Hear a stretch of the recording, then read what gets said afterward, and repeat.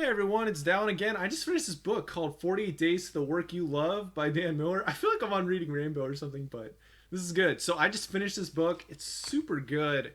Man, I really am thankful I picked up this book from the library, finished it in 2 weeks to the day. I have to drop it off the library in T minus 5 minutes, but we will get it done. And I'm going to share my 8 main takeaways from this book for millennials and college students. But these tips can be applied, of course, to anyone. Stay tuned. So the book is at the library. We turned it in at like 5:58. Put it through that little return box thingamabob. So we are good to go for the video. So the first main takeaway I really took away from this book that I got from this book is the author said that if you're doing something with a low chance of success, that's not a bad thing at all. So think of like people who think of like the biggest comeback you can think of in a basketball game where the odds were so low that the team that that one of the teams was going to beat the other team. Think of like David versus Goliath. When David beat Goliath, it was so exciting and nobody thought it was going to happen, and the win was just real. It was sweet. And that's what the author Dan Miller says here is if the chances of winning aren't very good, the victory will be very sweet. And I think that's a big part of why a lot of these entrepreneurs, they get their initial win and they just keep riding that. It's like a wave.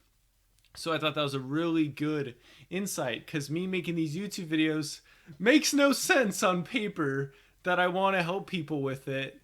There's millions of other channels. You don't have to be watching me.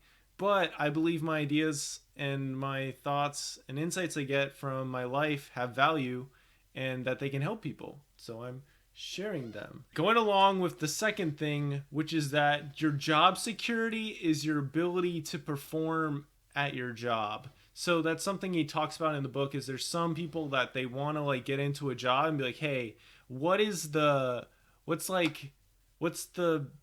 my retirement package look like?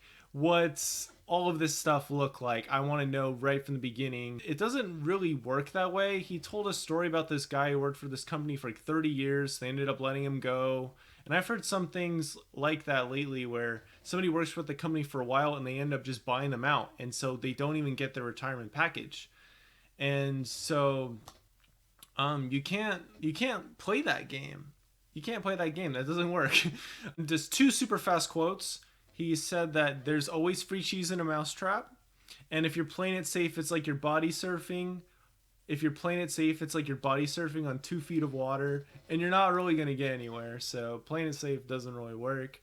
And you need to kind of go along with the first takeaway. You have to be growing. You have to be pushing yourself. You think of like these giant YouTubers. They are constantly pushing themselves.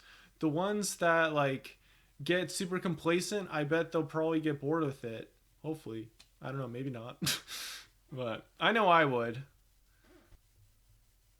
The third thing is just that you need to be more proactive with your job search. This is something I'm very guilty of. I went over to this marketing agency, went the extra mile, got the front desk lady some flowers just to be nice and leave a good first impression, and messaged them on email, and they're like, yeah, this person will be in contact with you. I was like, all right, cool. And then they're like, well, what's your things like for your internship? And I was like, well, I could do this time and this date, but I go back to school in April and I don't hear back. And the book's like, hey, you can't expect people to just call you up and be like, yo, we need you. Like, like when Mr. Incredible gets called up by the one lady in the movie, in The Incredibles, she's like, we need you, Mr. Incredible. That's not going to happen all the time. Hardly ever. He's like, you have to be much more proactive in it. And a lot of the time he said he gave out these interesting statistics. Like if you just send out your resume to a bunch of people online, very unlikely that you'll get a job that way. So that's the fourth one. You need to be more proactive in your job search for sure. And honestly, I got so much stuff from this book. I can make a part 2 if you want me to. I will do it just for you. All right. Anyway, so the fourth thing is that your job vision cannot be the same as your life vision. Let me explain this real quick. So like you go into job and you're like accountant and you're making money and stuff, and that's just your life. That's your job. You put so much time into your work that that's your life. He's like, that is no bueno. Work is just one part of your life. There's work, there's health, there's personal fitness, so that's like the same thing. There's family, there's spiritual, there's all these different things. And they're all important. It's not all just job or career. That's no. No. So your job vision and your life vision your job vision, your life vision should not be the same thing. Mm-mm.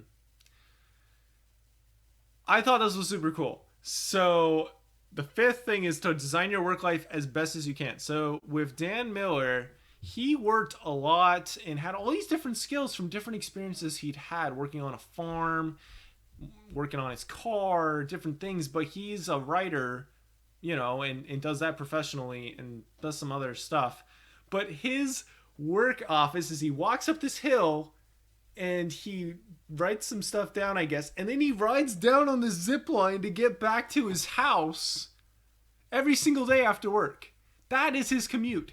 None of this beeping horns and, hey, get out of my way, or sorry, I can't, you don't get in a car accident, none of that. It's just I was super fascinated by this guy. Yeah, there's so much, but another big takeaway was I was reminded he had some really good questions to ask yourself. One was, what has been one of the happiest, most fulfilling time of your life? When he asked that question, I immediately had this one thing come to mind. When I was at BYU Idaho, I'd started this YouTube workshop, help students build YouTube channels. And this one kid, he this is like my 6th YouTube channel. Let's be honest. But a lot of them have been different projects and test projects and whatnot.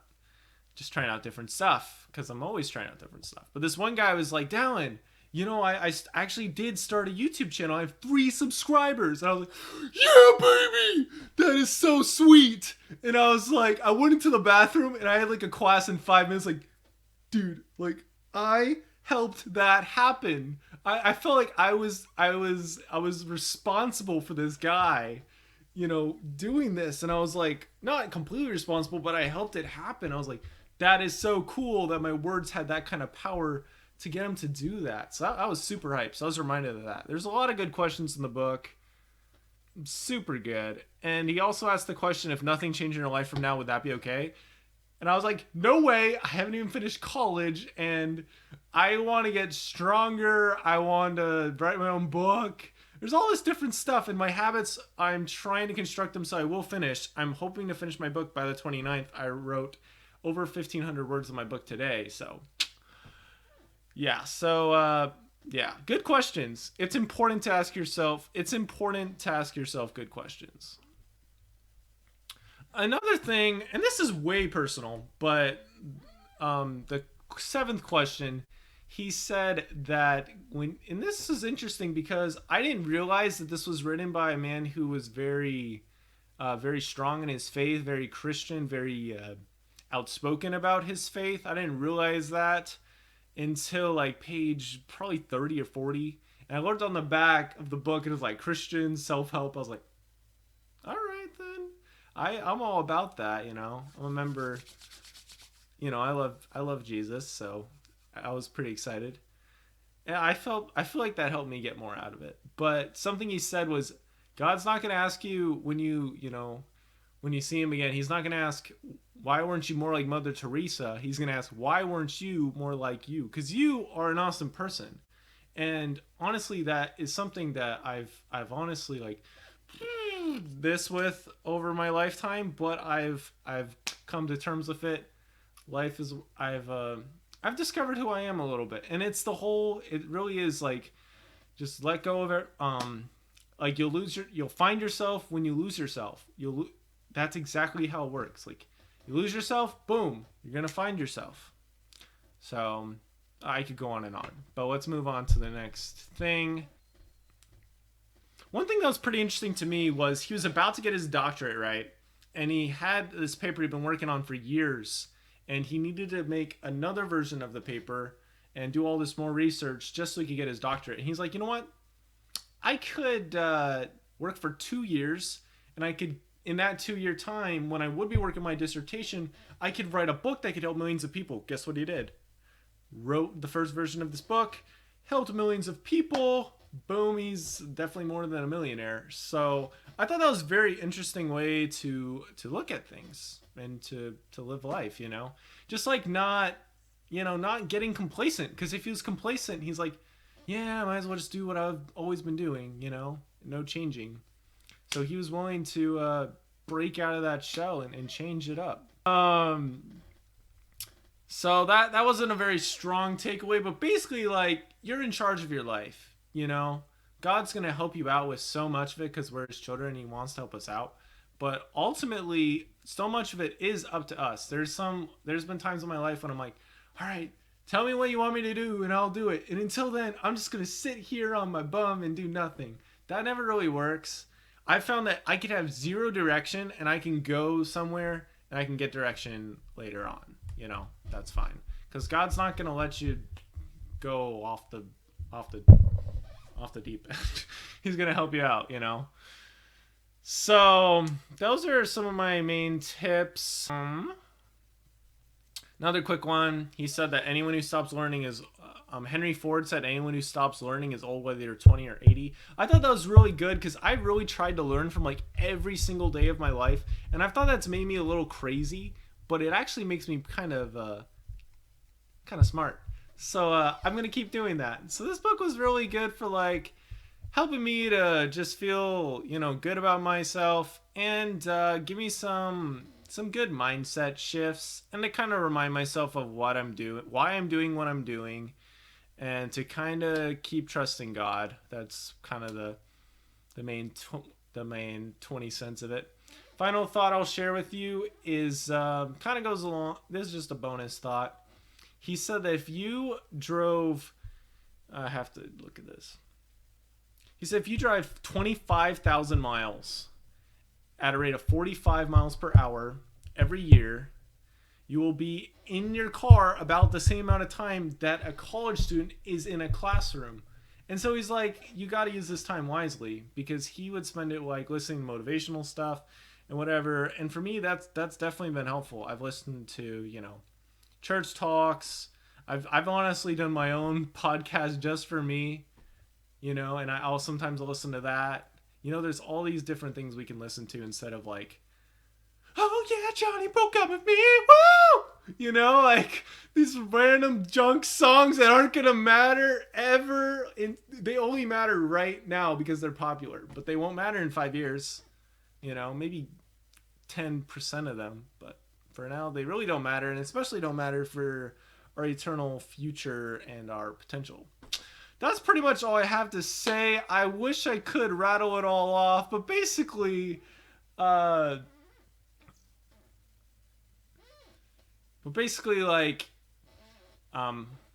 be yourself, and you're the one who's in charge of your life. You can design your life more than you think you can, and just go for it. Just go for it, and you'll learn from it. If you make a mistake, that's okay. If there's a high % chance of failure, welcome to the You Are Amazing Club, because so many people, Thomas Edison, you know how many times he failed? So many times. And Nikola Tesla, all these people, Wright brothers, you know, you're joining a very elite club when you keep failing, and eventually you'll succeed and you'll get better. If you guys want me to do part 2, I will. I know this was a long video, but I hope you enjoyed. Make sure to subscribe. Stay tuned for another video coming next Saturday. Should be over there. Yeah, I'm figuring this out. Like one right here, one right there. Subscriber thingy right here, maybe. All right, love you guys, and thanks for watching. I appreciate it, and hope you enjoyed this video, and subscribe for more. See ya. Bye.